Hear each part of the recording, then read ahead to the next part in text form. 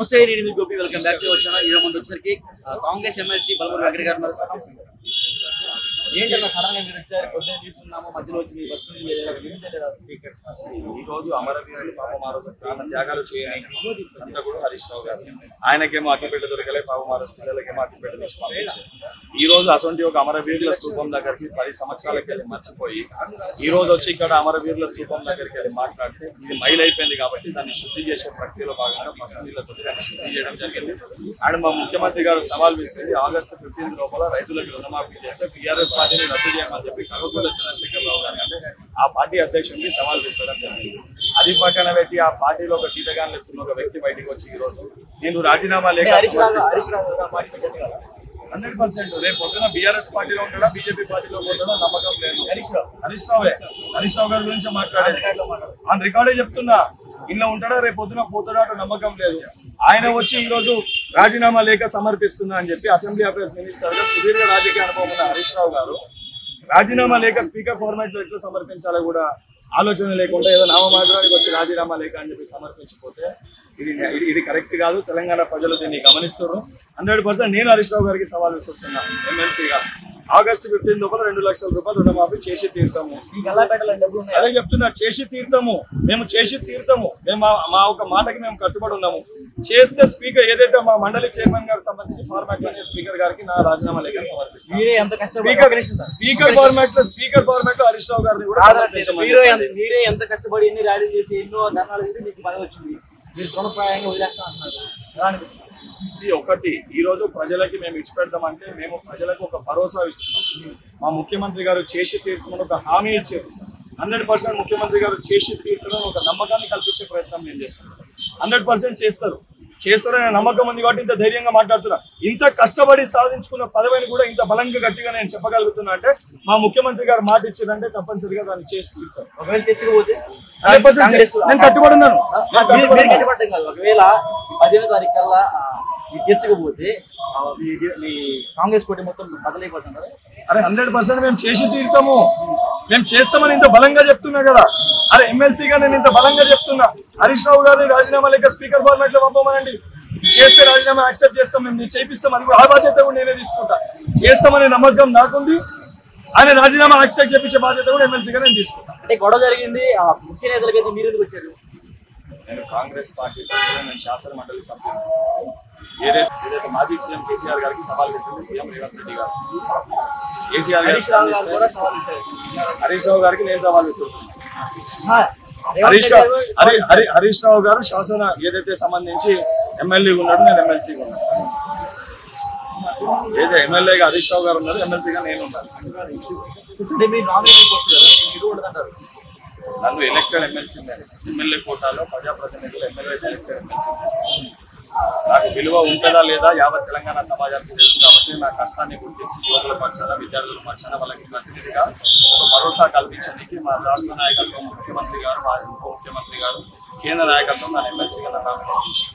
నేను తెలంగాణ బిడ్డను, ఇదే ఉమ్మడి కరీంనగర్ జిల్లా బిడ్డని ఏదైతే సంబంధించి దాంతోపాటు హరీష్ రావు గారు ఏదైతే 10 సంవత్సరాలుగా ఏదైతే చేసిన అనేక ఇబ్బందులు పెట్టి ఈ ప్రజా పరిపాలన కాకుండా ఒక విధుల పరిపాలన లెక్క ఒక తెలంగాణని పరిపాలిస్తే అత్యధిక ఇబ్బంది పడ్డ ఒక తెలంగాణ యువ బిడ్డని ఈ రోజు నేను చిన్నవాడిని అని చెప్పి మరి మీరు భావిస్తుర్రా, మరి టీఆర్ఎస్ పార్టీ నాయకులు భావిస్తుర్రా తెలియదు. కానీ అంటే ఏదైతే తెలంగాణ ప్రజల కోసం ఇక్కడ పుట్టిన బిడ్డని, కరీంనగర్ వాసిని, ఏదైతే తెలంగాణ బిడ్డని అసొంటిది నన్ను చిన్నవాడిని ఈరోజు ఎమ్మెల్సీగా ఉండి నేను నా స్థాయి నేను ఏదైతే సంబంధించి మా ముఖ్యమంత్రి గారు ఇచ్చిన హామీలను ఎవరైతే మోసం చేసి ప్రజల్ని మభ్యపెట్టాలనుకుని టీఆర్ఎస్ పార్టీ నాయకులు ఎన్ని మాట్లాడినా 100% దానిపైన మాట్లాడాల్సిన బాధ్యత నాపై ఉంది. ఎందుకంటే ఈ ప్రజా పరిపాలనలో, ఈ ప్రజా ప్రభుత్వంలో ఇచ్చిన ప్రతి హామీని కూడా అమలు చేసి తీరుతున్న ఒక నమ్మకం, సంపూర్ణ నమ్మకం నాకుంది. వాటితో బలంగా నేను బయటకు వచ్చాను. రాజీనామా లేక స్పీకర్ ఫార్మాట్ లో సబ్మిట్ చేయక ఏదో వచ్చి రాజీనామా లేక అని చెప్పి దొంగ లేక వచ్చి వెళ్ళిపోతే వచ్చి ఉండే కదా. మేము కూడా వచ్చినాం. మరి ఆయన వచ్చినప్పుడు మేము కూడా వచ్చాము. నేను కూడా ఏమి మంది మార్బలం వేసుకొని రాలే కదా. నేను కూడా జస్ట్ వచ్చి వారి సవాల్ని స్వీకరిస్తున్నామని వారి సవాల్ని ప్రతిఘటించి మాట్లాడి వెళ్ళడం. బీఆర్ఎస్ పార్టీ నాయకులకు ఈ రోజు తెలంగాణ గురించి మాట్లాడే అర్హతనే లేదు. 10 సంవత్సరాలుగా తెలంగాణ ప్రజల కోసం, విద్యార్థులు కానీ, యువకులు కానీ, బడుగు బలైన వర్గాల కోసం ఏ ఒక్క చేసిన వాగ్దానాన్ని కూడా వారు నెరవేర్చలేదు. ఏదైతే సంబంధించి దళితులకి దళిత బంధు అన్నారు, 3 ఎకరాల భూమి అని చెప్పి, యువకులకు 2 లక్షల ఉద్యోగాలు అని చెప్పారు. ఏదైతే విద్యార్థులకి fee reimbursement, KG to PG ఉచిత విద్య అని చెప్పి, మైనార్టీలకి 12% రిజర్వేషన్ అని చెప్పి, ప్రతి వర్గానికి, ప్రతి కులానికి, ప్రతి మతానికి మీరు వాగ్దానం చేసి రాజకీయ లబ్ధి పొంది 2 సార్లు అధికారంలోకి వచ్చి దళితుని ముఖ్యమంత్రి చేస్తామని చెప్పి ఆ మాటని కూడా మీరు పట్టించుకోకుండా మీరు స్వయంగా ముఖ్యమంత్రి ఒక గడి లెక్క తెలంగాణని మీరు పరిపాలించారనేది సంపూర్ణంగా ప్రజలందరూ కూడా భావించారు. కాబట్టి ఈ యొక్క అహంకారాన్ని తొక్కేసే విధంగా ప్రజలు తగిన గుణపాఠం చెప్పి ప్రజా పరిపాలన కావాలని చెప్పి ఏ కళతోటి కాంక్షతోటి తెలంగాణ తల్లి తెలంగాణ కావాలనుకుంటూ ఆ కళ నెరవేరాలని చెప్పి సోనియమ్మ తెలంగాణ రాష్ట్రాన్ని ఇచ్చిందో ఆ కళలు సాకారం చేయాలని చెప్పి వాగ్దానం ఇవ్వడం జరిగింది.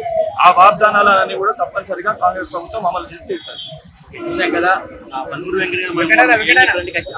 హరీష్ రావు గారు ఎమ్మెల్యే పదవికి రాజీనామా చేస్తే ఆ ఎమ్మెల్సీ పదవి కూడా తృణప్రాయంగా వదిలేస్తాయని ఆయన కెమెరా ముందు బహిరంగంగా చెప్తున్నారు. కెమెరామెన్ అక్కడ గోపి పొద్దున్నే మనం చూసాము అన్ని టీవీలో హరీష్ రావు గారు కనబడుతుంది. మీరందరూ వచ్చి హరీష్ రావు గారు రాజీనామా చేస్తారు. వాళ్ళకి అంటే అగ్రనేతలు వాళ్ళు చూస్తున్నారు. ఎవరికి ఆయన అసలు వాళ్ళ మామ కలిసి వచ్చేదా, వాళ్ళ మామ పార్టీ రద్దు చేస్తానని చెప్పేదా, ఈయన ఎవరు సంపాదిస్తున్నారు, ముఖ్యమంత్రి అసలు ఆయన సంగతి బయట పెడతారని భయం కాదు. వినడానికి వచ్చి ఎవరు పిల్లలు వచ్చిందా, ఎవరు పలకరించిందా, చూసిందా, ఇప్పుడు వచ్చి నందనా మాకు హరీష్ రావు ఎవరు ఆయన చేసి మేమేగా అధికారంలో దిగరు. మేము అగ్రనేతలు కాదు, కార్యకర్తలు ఉంటేనే అగ్రనేతలు అవుతారు. మనం మాట్లాడుతున్నాం ప్రతి తెలంగాణ బిడ్డలకు ప్రతి వాళ్ళకి ఎంత రైట్ ఉందో ఇప్పుడున్న కాంగ్రెస్ తెలంగాణ ఇచ్చిన సోనియమ్మ బిడ్డలుగా మాకు అంతే రైతు. అర్థమవుతుందా? మమ్మల్ని ఆపది కానీ మమ్మల్ని ప్రతి అతనేమోనండి దోచుకునేది తిన్నాక ఇంకేమైనా మిగిలిన చూసుకుందామన్నా. ఇప్పుడు సెంట్రల్ నుంచి వేసారు అనుకోవాలి, స్టేట్ నుంచి కూడా తగ్గుతా ఉంది. ఒక సైడ్ ఆమె పోయింది లోపలికి, ఎవరు కూతురు అయ్య పోయి పలకరించేటట్లేదు, ఒక ప్రెస్ మీట్ పెట్టేటట్లేదు. మామతో మాట్లాడి వచ్చిండా వీడికి పార్టీ రద్దు చేయాలంటే మామ కాదు అధ్యక్షుడు, ఈయన అధ్యక్షుడు. ఈయన వాళ్ళు పనిచేసే ఒక కార్యకర్త షాయి మోసిడా టిఫిన్ మోసిడా మా వెనకాల తిరిగిండా ఏం చేసిండారే గత ఆయన వచ్చేసి పార్టీ రద్దు చేస్తారా అంటే దానికి సమాధానం వెతికేదంటే ఆయన తప్పు లేదు. మేము 4 లేదు, ఎందుకంటే మామని అంటే మామ అర్గంది మనం చేస్తాడా, కేసీఆర్ కాదని బతుకుతాడా. సో కేసీఆర్ సబ్జెక్ట్ కి మాట్లాడే పరిస్థితి ఆయన లెవెల్ కాదు, ఆయన అర్హత కూడా. అక్కడ పాపం అమరవీరులు అంటే వాళ్ళ ఆత్మలు ఇప్పటికీ ఊహించుకున్నాడు. ఎందుకంటే ఏ బిడ్డ కూడా చనిపోయిన బిడ్డలకు బలిదానాన్ని కేసీఆర్ ఏ రకంగా ఎంత నాశనం చేస్తారు. ఏ యువకులకు కానీ, ఏ రైతులకు కానీ, ఏ ఆడబిడ్డలకు కానీ, ఏ తెలంగాణ బిడ్డలకు కానీ న్యాయం చేయలేదు. అందులో వీళ్ళు ప్రాణాలు త్యాగరిస్తే బిడ్డలని ఆ పాప చేతులతో తెలంగాణ బిడ్డలు చేతులతో వచ్చి మళ్ళీ వచ్చి అక్కడ వచ్చి చేయడం వల్ల నిజంగా ఆ బిడ్డలు ఆత్మ చోటిస్తారు. అందుకని పాప ప్రశాంతం హరీష్ రావు లాంటి ముట్టుకోవడానికి కూడా కాబట్టి ముందు రాజీనామా ఇక్కడ చేస్తున్నారు. అసలు రాజీనామా ఎట్లా చేయాలో తెలియదా? తెలియలేనోడు ఒప్పుకోనగా ఎవరు చేయాలి రాజీనామా? ఎవరి దగ్గర పెట్టాలి? స్పీకర్ దగ్గర పెట్టాలి. ఆ లెవెల్ ఏ లెవెల్ పేపర్ ఉంటే అవన్నీ తెలిసిన ఆ సిస్టమ్ ప్రకారంగా ఆ ఫార్మెట్ ప్రకారంగా దాంట్లో స్పీకర్ తీయాలి. వీడికి వచ్చి పోయి దొంగ నాటకాలు చేసి ఈడ పెట్టినా అని ఛాలెంజ్ చేస్తే ఇది ఛాలెంజా? ఈ శాతగంతనం కాకుండా. సో ఇది ఛాలెంజే కాదు, హరీష్ రావు లెక్కే కాదు. కాకపోతే దుస్తులు వచ్చి ముట్టుకున్నారు కాబట్టి ఆ పిల్లల ఆత్మ అక్కడన్నా ప్రశాంతం ఉన్న వాళ్ళు వాళ్ళకున్న దాన్ని వీళ్ళు పాడు చేస్తున్నారని నేను వచ్చి అధిక 10 కల్లా మీ పార్టీ రుణమాఫీ అవతల పార్టీ వాళ్ళు మీ పార్టీ కొలగొడతాం అంత సీన్ లేదు. ఆలే పోయి ఊరిపోయాలో కూర్చున్నారు, మూల కూర్చున్నాడు వేసి వచ్చాక ఈ పంత కొలగొడతారు. నాకు బిడ్డ అయిపోయింది, తర్వాత ఈయన అయిపోయింది, తర్వాత బామ్మర్ది, తర్వాత లాస్ట్ అందరూ కలుసుకొని నాకు పడుతున్నాను. అవునా? ఇప్పుడు వీళ్ళు తీహాకు సరిపోతుంది బాబాకి, వీళ్ళకి చెక్కుపోటు శిక్షలకి, వీళ్ళకి ఇచ్చేదాన్ని, వీళ్ళకి పెట్టి సాక్ష్యాలకి. సో వీళ్ళకి తీహాకు సరిపోతుంది.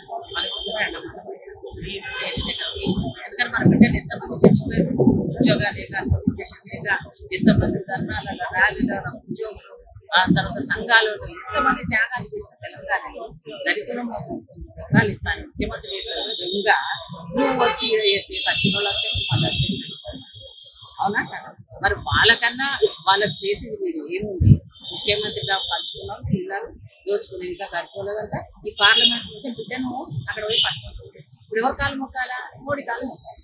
మోడీ కాలు మొక్కాలి అంటే పార్లమెంట్ గెలవాలంటే మొన్నటి దాకా వాళ్ళతో అలయన్స్ ఈ పార్లమెంట్ గెలవడానికి బిడ్డ జైలు విడిపించుకోవడానికి పార్లమెంట్ ఎలక్షన్ గెలవడానికి రాజీనామా అంతే కదా. ఇప్పుడు కేసీఆర్ బాధనేమో తిరుగుకుంటా ఏడ్చుకుంటా నా బిడ్డ పట్టుకుపోయారని పబ్లిక్ గా చెప్తాడు, పోయి వేరే దగ్గర ప్లాట్ఫామ్ చెప్తాడు. మరి అసెంబ్లీ పెట్టమని ఎందుకు పట్టుకున్నారు అనేది అసెంబ్లీ పెడతా పెడతాం మేము. అసెంబ్లీ పెడతాము, అడిగి రమ్మని రేవంత్ రెడ్డి ముందు కూర్చోమని ముఖ్యమంత్రి ఎప్పుడు వచ్చిన సమాధానం చెప్పినా దీనికి సమాధానం చెప్పి బిడ్డ ఎందుకు పోయింది, ఇరిగేషన్ ప్రాజెక్ట్ ఎందుకు తిన్నాము ఆడకొచ్చి మాట్లాడినాయి. నువ్వు అడవేసి నువ్వు జనాలను వేసుకొని పోయి ఒకరి ఇంకా మోసం చేస్తామని ఆయన.